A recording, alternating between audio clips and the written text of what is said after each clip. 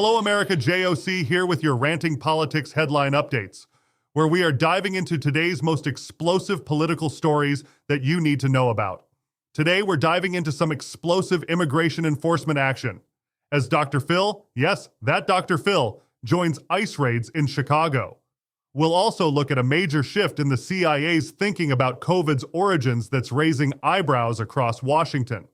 Over in South Korea, there's unprecedented drama as their president faces insurrection charges. Meanwhile, here at home, federal agents just pulled off a massive gang bust in Colorado targeting the notorious Tren de Aragua. And wait until you hear how quickly Colombia's president changed his tune after some classic Trump-style diplomatic pressure over deportation flights. It's the kind of political theater you can't make up. Stick around as we break down these stories and what they mean for you. This is Ranting Politics Headline Updates. Stay with me.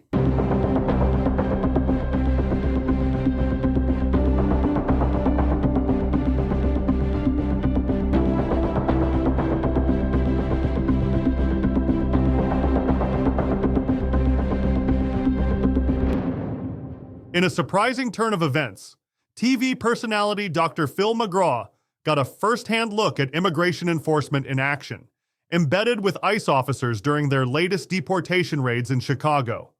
The operation, targeting 270 high-value targets, kicked off with the arrest of a Thai national convicted of sex crimes against children.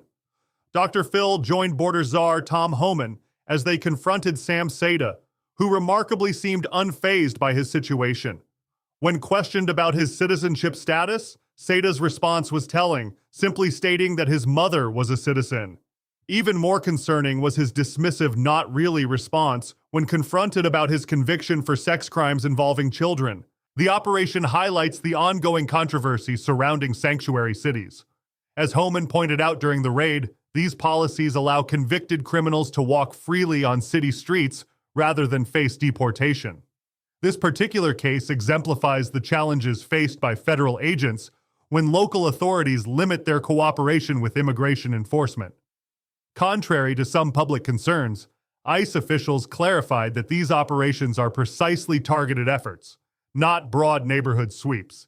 They're specifically going after individuals with serious criminal records, murderers, child traffickers, and other dangerous offenders who pose a direct threat to public safety. The Chicago raids are part of a larger nationwide effort that netted 956 arrests on Sunday alone. Federal authorities are now pushing to increase their daily arrest numbers significantly, aiming for between 1,200 and 1,500 arrests per day. This marks a substantial escalation from the current average of 433 daily arrests reported by the Washington Post. It's worth noting that Chicago public schools had to walk back claims about ICE agents entering an elementary school, clarifying that those were actually Secret Service agents investigating an unrelated threat. This shows just how sensitive and sometimes misreported these operations can be in sanctuary cities. In a significant shift, the CIA has now indicated it favors the lab leak theory as the origin of the COVID-19 pandemic. This new assessment doesn't stem from any fresh intelligence, but rather from a deeper analysis of existing evidence, particularly focusing on the conditions within Wuhan's high-security laboratories before the outbreak. What makes this development particularly noteworthy is the dramatic evolution in how this theory has been treated. Back in May 2021, some prominent media figures dismissed the lab leak theory entirely, with New York Times reporter Apoorva Mandavili even suggesting it had racist roots.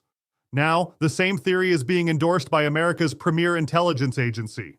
While the CIA maintains that a natural origin through Wuhan's wet markets remains plausible, their revised stance represents a major departure from their previous position of uncertainty.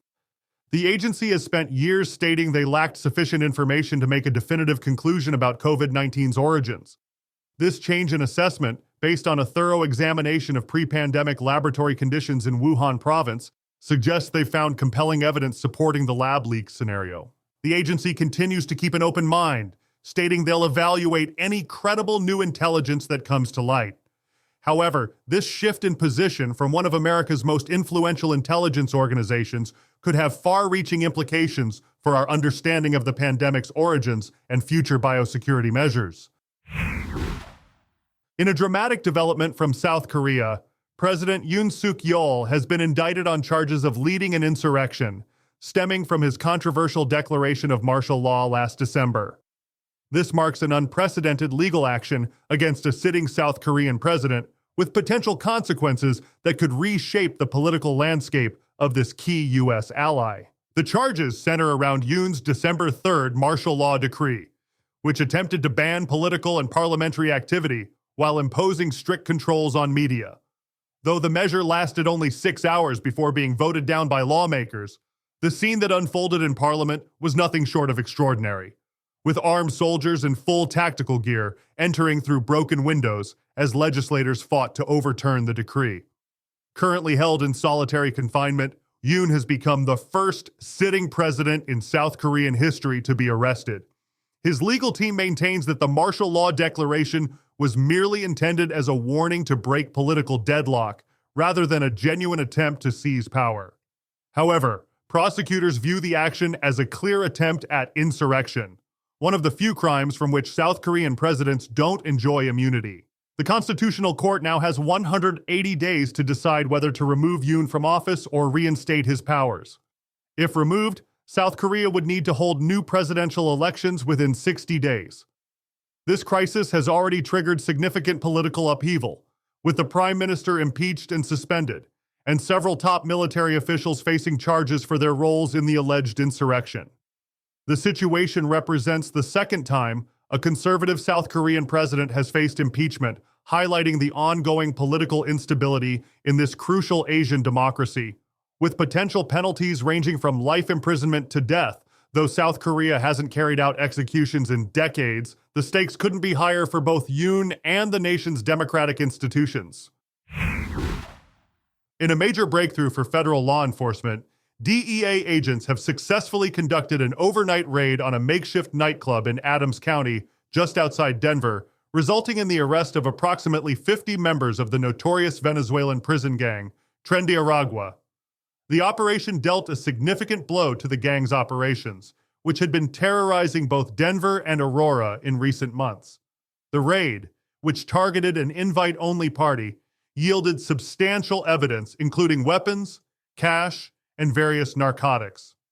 Of particular interest was the seizure of Tusi, commonly known as pink cocaine, a powerful drug that the gang has been actively distributing throughout the United States. Dramatic footage released by the DEA's Rocky Mountain Division showed the arrested gang members being transported in a white bus under heavy law enforcement escort through snowy conditions. This operation represents the latest success in the administration's intensified efforts to remove dangerous criminal elements from immigrant communities. DEA Acting Administrator Derek Maltz emphasized that this operation demonstrates their commitment to supporting the president's priority of targeting the most dangerous illegal criminals. The coordinated effort involved multiple agencies, including the DEA, Immigration and Customs Enforcement, Homeland Security Investigations, and ICE's enforcement and removal operations. The gang's influence had become particularly concerning in Aurora, a city of nearly 400,000 residents, where they had effectively taken control of entire neighborhoods and apartment complexes. This raid, occurring just miles from their area of operation, marks a significant step in dismantling their criminal network. This operation is part of a broader nationwide enforcement initiative that has already resulted in hundreds of arrests across various sanctuary cities. The strategic focus remains on apprehending individuals with criminal records or standing deportation orders, demonstrating a targeted approach to immigration enforcement that prioritizes public safety concerns. A dramatic showdown between President Trump and Colombian President Gustavo Petro over deportation flights has ended with Colombia's swift capitulation to U.S. demands. The confrontation began when Petro initially refused to accept 2 deportation flights carrying Colombian nationals, declaring that his country would not allow American planes carrying Colombian migrants into their territory. President Trump's response was immediate and forceful. He threatened a series of escalating punishments, including an initial 25% tariff on all Colombian imports that would increase to 50% within a week. The president also ordered travel bans and visa revocations for Colombian government officials and their supporters. The pressure campaign proved remarkably effective. Within hours of Trump's threats, Petro completely reversed his position. The Colombian government not only agreed to accept the deportation flights, but went a step further by offering their presidential aircraft to facilitate what they called a dignified return of their citizens. The White House has confirmed that Colombia has now agreed to all of President Trump's terms, including the unrestricted acceptance of deportees on both civilian and military aircraft. While the drafted tariffs and sanctions are being held in reserve, visa restrictions and enhanced customs inspections will remain in effect until the first successful deportation flight. The rapid resolution of this diplomatic crisis showcases the effectiveness of economic leverage in international negotiations. Speaker Mike Johnson reinforced this stance, warning that Congress stands ready to implement additional sanctions against any nations that fail to cooperate with U.S. deportation efforts. This episode marks a significant victory for the administration's immigration enforcement strategy, demonstrating that even nations initially resistant to accepting deportees can be brought into compliance through decisive economic pressure. The State Department and Customs and Border Protection have already begun implementing enhanced screening measures, showing the whole-of-government approach to enforcing these immigration policies. Well, that brings us to the end of today's whirlwind of headlines, and what a day it's been. From Dr. Phil riding along with ICE agents in Chicago, to the CIA's evolving stance on COVID's origins, to the unprecedented political drama unfolding in South Korea, we're seeing significant shifts across both domestic and international landscapes. The common thread running through today's stories seems to be the increasing intensity of immigration enforcement efforts, with major operations from Chicago to Colorado showing a coordinated nationwide approach. Meanwhile, the Colombia situation demonstrates how quickly international dynamics can shift when economic pressure comes into play. These developments aren't just isolated incidents. They're reshaping our political landscape in real time. The combination of domestic enforcement actions and international diplomatic pressure is creating a new normal in how America handles immigration and border security. Hey folks, if you're enjoying the insights and the independent ethos we're dishing out here at Ranting Politics, don't be a stranger. Jump into the lively conversation on X, give us a follow at RantingRP, or check us out at rantingpolitics.com. We're always buzzing about the next big headline and love to see your takes on the fiasco that is politics. And while you've got that phone handy, come on, I know it's in your reach, do us a solid and tap that like and follow button on your podcast feed. Your support doesn't just boost our reach, it keeps real independent thought in the game against those giant media machines. We're also on all your favorite podcast platforms, from Apple Podcasts to Spotify and our all-new YouTube channel. Hit that subscribe button for regular updates chock full of unfiltered analysis and all the news that's fit to rant about. This is JOC signing off, and thank you, our loyal listeners, for choosing Ranting Politics headline updates.